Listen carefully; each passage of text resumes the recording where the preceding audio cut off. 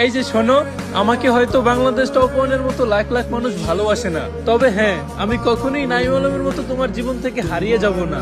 Mister ট্রিপলারের festival দেখার জন্য মানুষ যেমন দিনের পর দিন অপেক্ষা করে আছে, আমিও তোমাকে একটা নজর দেখার জন্য বছরের পর বছর অপেক্ষা করে যাব। ইটস কাব্য যেমন নিজের বউকে ছাড়া অন্য কোনো মেয়ের দিকে তাকায় না, ঠিক তেমনি আমিও কখনো তুমি ছাড়া অন্য কোনো মেয়ের দিকে তাকাবো না। কখনো যদি দেখি তোমার অনেক মন খারাপ, তাহলে আমি তোমাকে রিওমরের মতো কবিতা শুনিয়ে তোমার মন ভালো করে দেব। যদি তাতেও তোমার মন ভালো না হয়, তাহলে আমি তোমাকে ফোরেক্স তাহমিদের মতো মজার মজার গল্প শুনিয়ে তোমার মুখে হাসি ফোটাবো।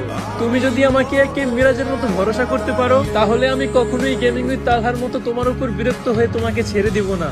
হাজার হাজার গেমিং ক্রিয়েটরের যেমন স্বপ্ন যে তার গেমারিতে একটা বিবেশ থাকবে, ঠিক তেমনি আমারও স্বপ্ন আমার ঘরে তুমিই আমার বউ হয়ে থাকবে। কখনো যদি তুমি আমাকে যারা গেমিং এর মতো ছেড়ে চলে যাও, আমি রোস্টেড গেমিং এর মতোই তোমাকে দোষারোপ না করে তোমার জন্য সারা জীবন অপেক্ষা করে যাব।